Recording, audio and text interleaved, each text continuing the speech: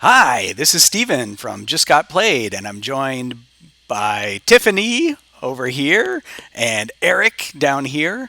They are also Terrific Pace Gaming. And we just got finished playing Nidavellir from GRRRE Games. I don't know how to pronounce that, the name of the publisher on the box.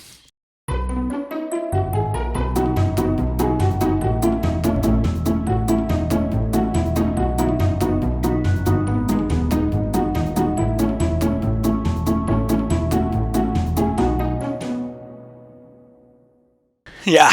So we just got finished playing that. Let me explain to you how that game is played, and then we'll come back up here and talk about it. In Nidavellir, you are trying to assemble a dwarven army to go fight the dragon Fafnir.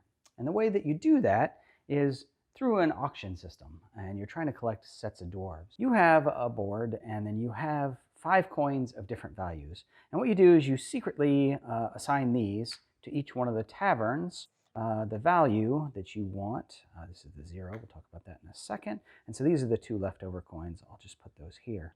So everybody does this simultaneously. You reveal what you had bid for that tavern. And you see if you're going, and this is a setup for like 3 players. So you'd see if you're going first, second, or third to select. And if there are any ties, this gem that you have breaks ties, and you swap gems after breaking the tie. So somebody's not always the person winning. Anyway, so you can choose from one of the available dwarves. There's 5 different classes of dwarves. For instance, this is the hunter. So maybe I was going first, and I take this one, and I just add this to my set here. So then we would do that again, maybe 2, and I would end up, say, with this warrior. Somebody else took something else. Down here, this is a card that actually can increase the value of one of your coins. We bid 0, so we probably are going to go last. Let's say we ended up with that card. And when you bid 0, you look at the 2 coins that you had left over, the 4 and the 3. You add that up. That makes 7.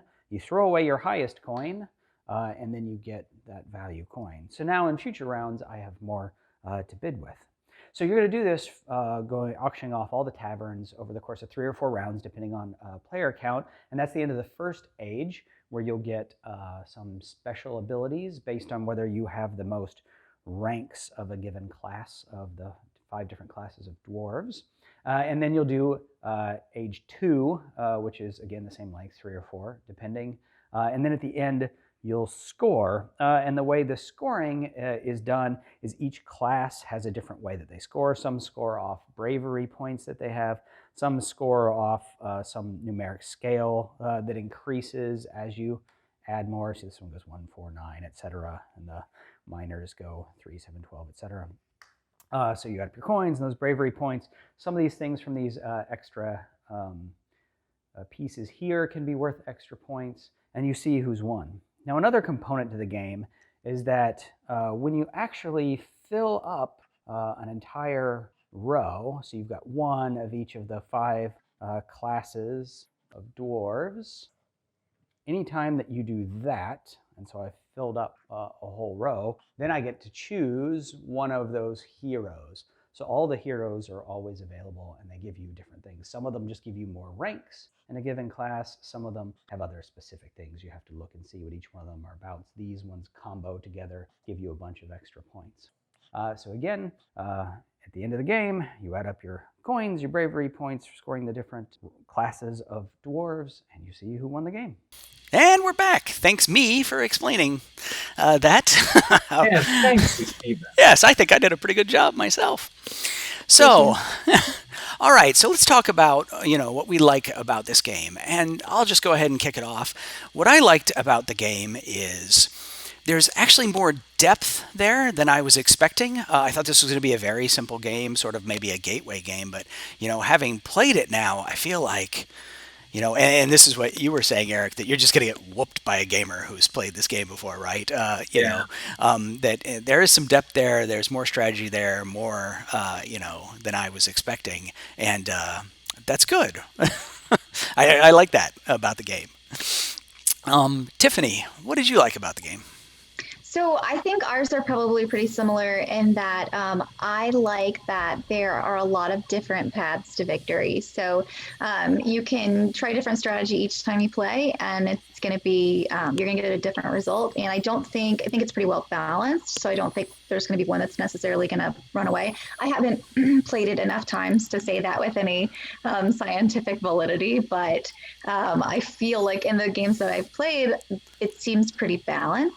So I thought that I thought it was balanced and that you could choose a lot of different paths. And I like when I have options. I don't like when I feel like I get cornered in and then I can't really do what I want to do. Yeah, I mean, I agree that obviously you two have played this game more than I have, but yeah, it feels pretty balanced to me, and I think part of that is because it sort of forces you to collect a little bit of everything to get heroes, but then the point scoring for each thing seems to stack appropriately. So yeah, I would totally agree with that.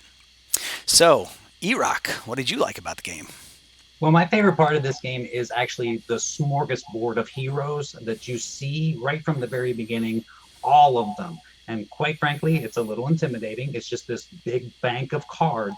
But once you really start to understand what they're doing and how to use them, you set yourself up to move towards certain one of these. I almost feel like this is a two-layer game. Like you have the bottom layer, which is just bidding for the different things. But in that all just kind of balances out. Okay. But then you get the heroes, and that's where the next level of the game is. I think the game is won or lost in the heroes that you choose and how you integrate that into the system that you're working.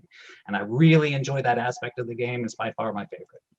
See, that's interesting because I'm going to go ahead and disagree a little bit with you here because I think the thing that I disliked about the game was everything is in the game every time you play. You're going to see all the cards, all the heroes are available right from the beginning, and I thought for two reasons I sort of disliked that. One, when it was time to pick a hero, they're all available, so there's this sort of pause. It sort of halts the game, which is otherwise pretty fairly quick moving. But then also, I just, I kind of want some variety. I kind of feel like maybe if there were other types of dwarves I could mix in every now and then, or if there were, other heroes that just sometimes showed up or didn't, that it might change up the game, how it's played.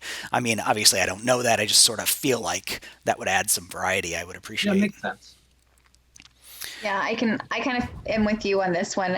I felt like the just wall of cards was too much for me. I played it physically the first time I played it, and then I played it since then on Board Game Arena, and for me it was too much. And I guess it kind of depends on your play style and how you like to tackle things. But I definitely, for that game, I was like, all right, I'm going to pick one of these guys and I'm just going to try to get like this one guy. And I'm not going to think about anything else except for, just this one guy. And then when it was time for me to pick a second one, I was like, okay, so start from the top and explain every single one of them again. And so I agree with you, Stephen. It was a bit much. Yeah, and so is that your dislike for the game?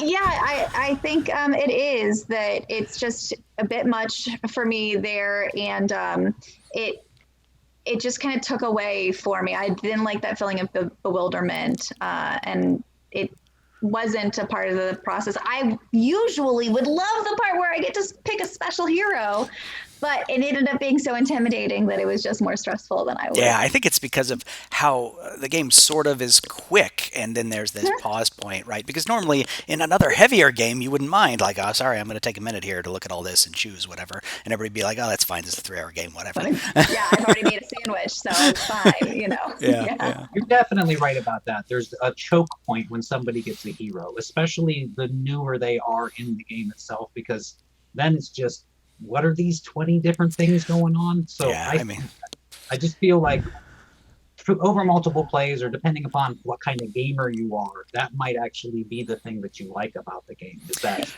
wide option, wide open, just what am I going to do here? Yeah, I mean, if you've played the game 20 times, you've probably got them all known and cold and no problem. It just takes you a second to choose, but then you bring a new person to the table, and it's like, wow. All right. So, Erock, what would you say is your biggest dislike?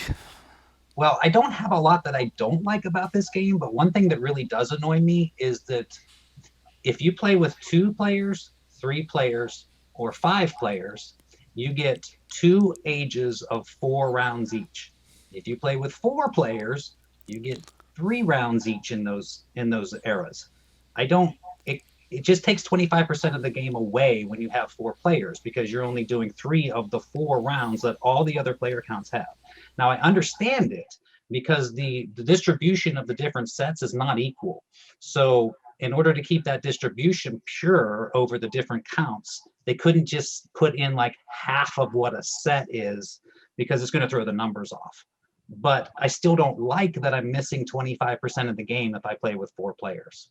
Yeah, I mean, I felt even at 3 players that we could have had more game, more rounds. If the game did not overstay its welcome, I would have been happy to play, a couple more rounds or whatever. So, yeah, I could felt totally see that. a little bit. Like I would have liked some time to kind of find a groove. Where I love engine building. I love, like working towards something. So I would have liked to have taken twice as much time for that game. Yeah, I mean, if we had gone on longer, Eric could have doubled up our scores. Yeah, again, Couple more rounds, yes. Yeah. Well, you definitely had us beat badly on coins, and so it was over. If we kept going, it was going to be worse. There was no catching up at that point. All right, so I'm Steven. That's Eric. That's Tiffany. We are Just Got Played, and that was Nidavellir, which we enjoyed playing on Board Game Arena because we are still sadly social distancing. I miss you. Play on Board Game Arena. It's fantastic. Yeah, it is. It's a good substitute. Yeah, join us there.